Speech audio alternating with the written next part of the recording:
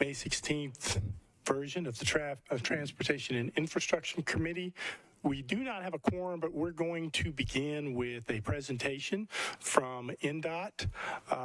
It will be regarding a traffic impact study. I do not believe this presentation impacts any legislation we have before us today.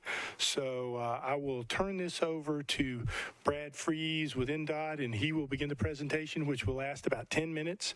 And then we will entertain questions from council members about the presentation before we proceed on with our agenda, at which time we hope to have a quorum to proceed forward with that. Without further ado, Mr. Freeze, the floor is yours. Thank you, Chair. Greatly appreciate the opportunity to come and speak to you. Good afternoon.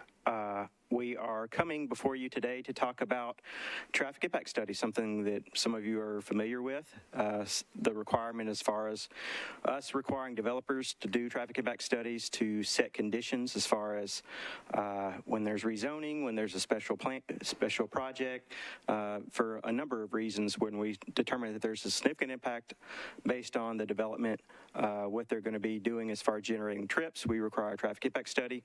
So this has not been updated in many years. So now this is our opportunity to bring it forward into this century, into the 21st century, and really comply with what we are, our standards that we are living by at the Nashville Department of Transportation. So I brought with me today to present on this Melissa Hancock. So Melissa is an engineer in our development services group. She is a traffic engineer. She's one that actually looks at a lot of these traffic impact studies and looks at what the developers are providing and helps establish the conditions. Very happy to have Melissa on our team.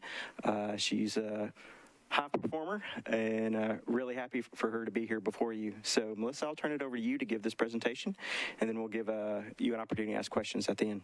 Cool. Thanks, Brad. Hi, good afternoon, everyone. I'm Melissa. And yeah, I'll talk about this project that we've been doing.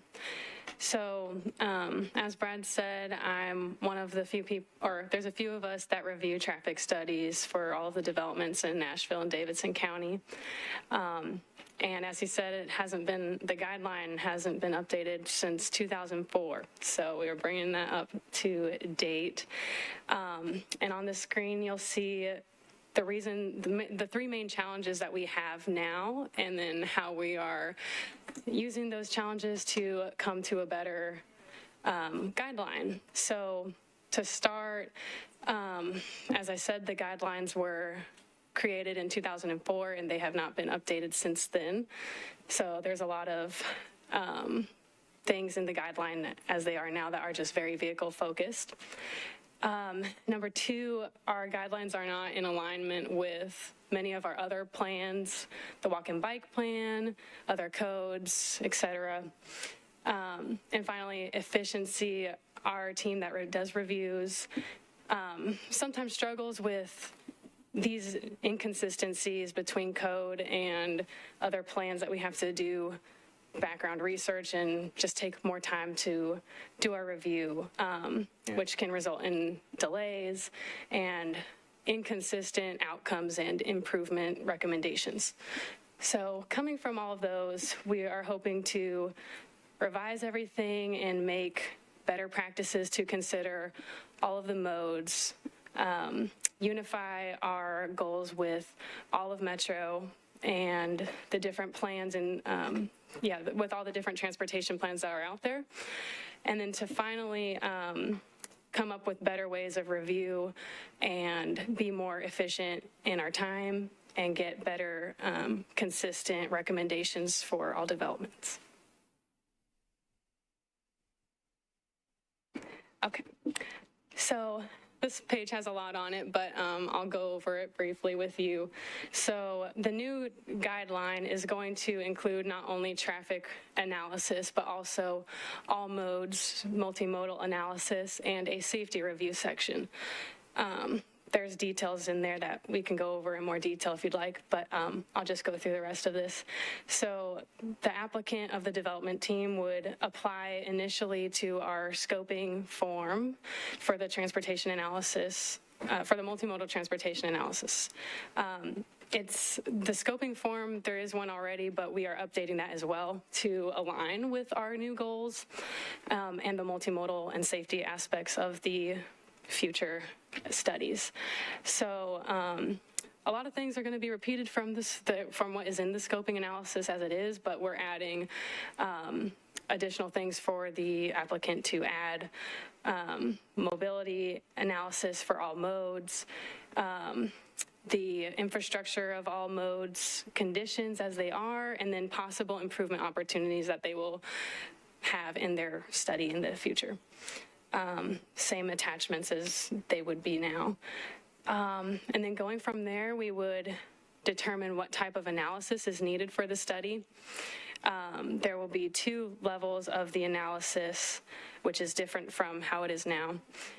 The first level is for small-scale projects that maybe don't have a huge impact on the transportation system, but they might have impact to site access points, alleyways, and then multimodal infrastructure, and possibly impacts onto the safety. So this will be so this level of study is a little bit on the lighter side versus the level 2, which is more similar to the typical traffic study that is done now, but with the added multimodal and safety analysis. And then finally, there's also going to be still a rezoning analysis. If a site is to rezone, they'll be required to do a rezoning analysis, which will be similar to what is required now. So finally, our expectations of what will come from this guideline update. We will be expanding on our scoping process to add clarity for all of the applicants and development team of what we expect for the studies moving forward, and to create efficiency for our time. The requirements of these studies will be clearly defined and more adaptable to each development's characteristic and what area they're located in. We'll also emphasize the multimodal and safety analysis and reviews. And then from the analysis, improvements will be relevant towards the development area and the impacts of the development.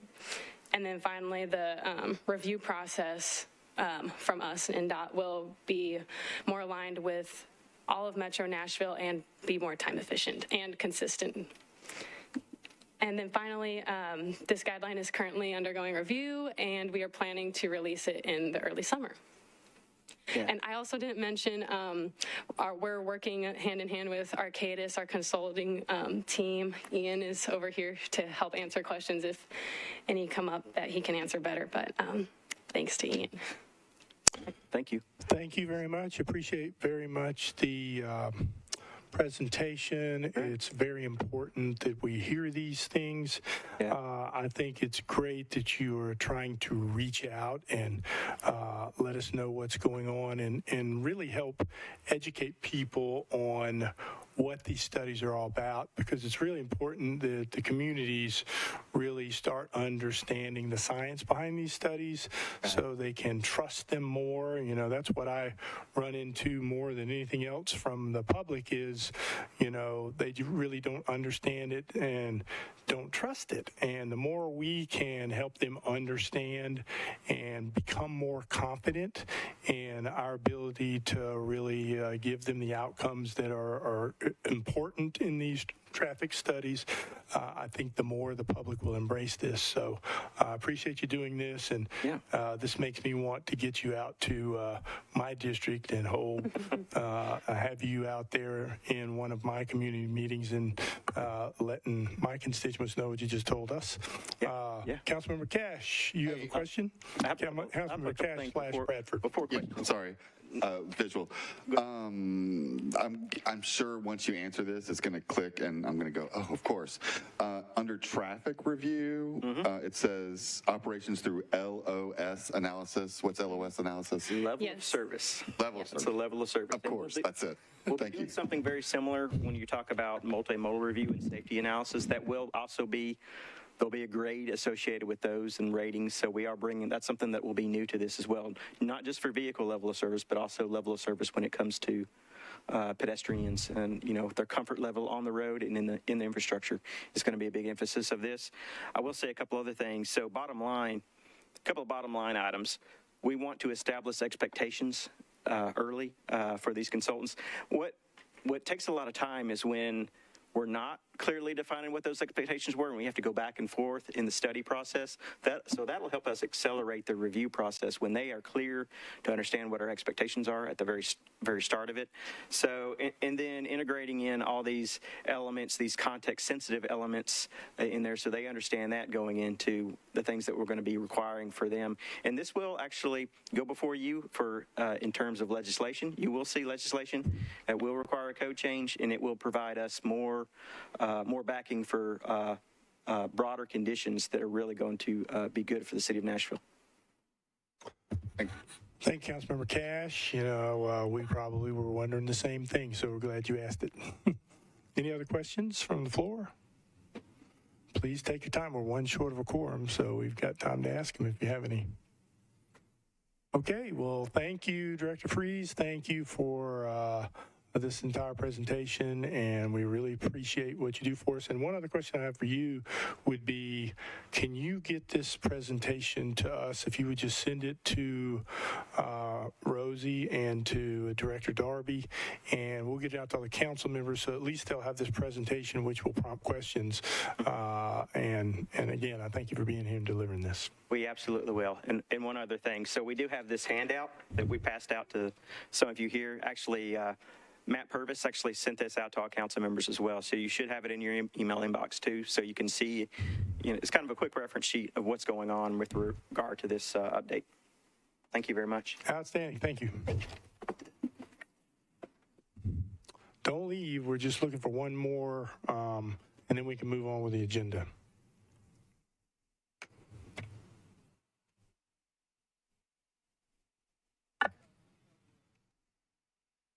Okay. I'll start calling.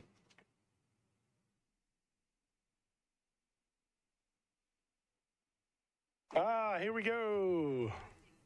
There's our quorum. Outstanding. All right, we do have a quorum, and as such, it enables us to move forward with our agenda. So we will begin that right now with resolutions on consent. I will call out those resolutions by number, and if you want to pull them now, fine, just raise your hands. I will then read the captions, and at the conclusion of that, you'll still have another opportunity to pull it off if you would like. So we will begin with RS 2023-2181, 2182, 2183, and 2185. So I will begin reading the captions. Anybody need to pull anything off now? Seeing none, RS 2023-2181, Withers and other sponsors, authorizes CTH Nashville, LLC, DBA City Tap House Nashville, to construct and install an aerial encroachment at 205 Demonbreun. RS 2023-2182, Withers and other sponsors, authorize Cannery Owner, LLC, Cannery Investment 1, LLC, to construct and install an aerial encroachment at 521A, 8th Avenue South.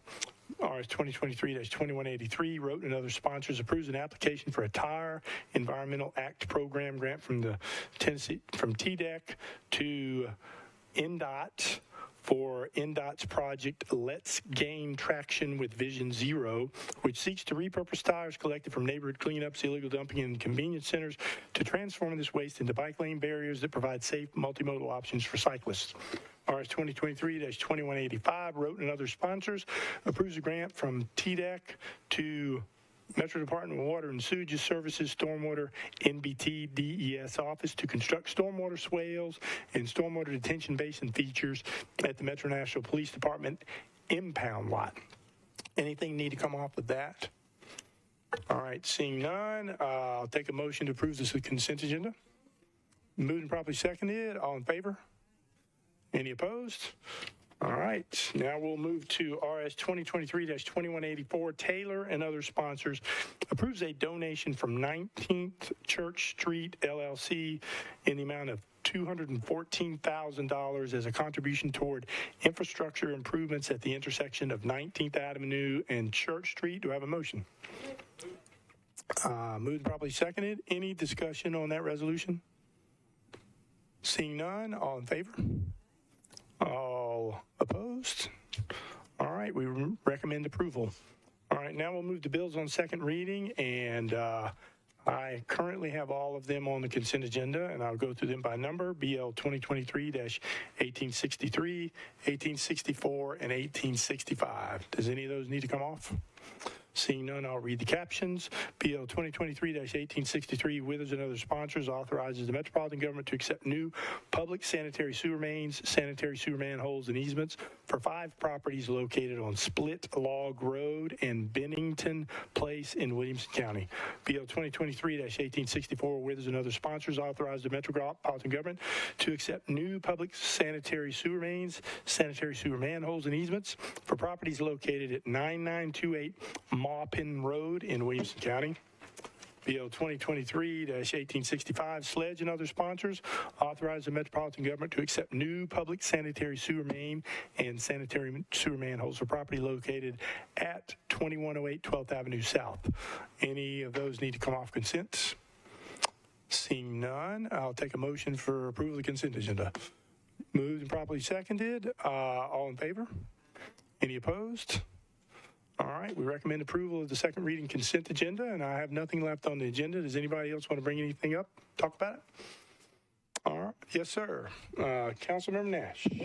Thank you, Mr. Chairman. I don't know if you saw it, but I think it was last Saturday or Friday, there was a very comprehensive article talking about the rolling blackouts and the TVA issue that occurred just before Christmas. And I wonder if we were still trying to maybe have somebody come and visit us. I appreciate you bringing that up. I have communicated with Antonio, and again, it's a coordination trying to get him and TVA here together. We had them lined up. We had to move that meeting, and now, I reach out to him occasionally.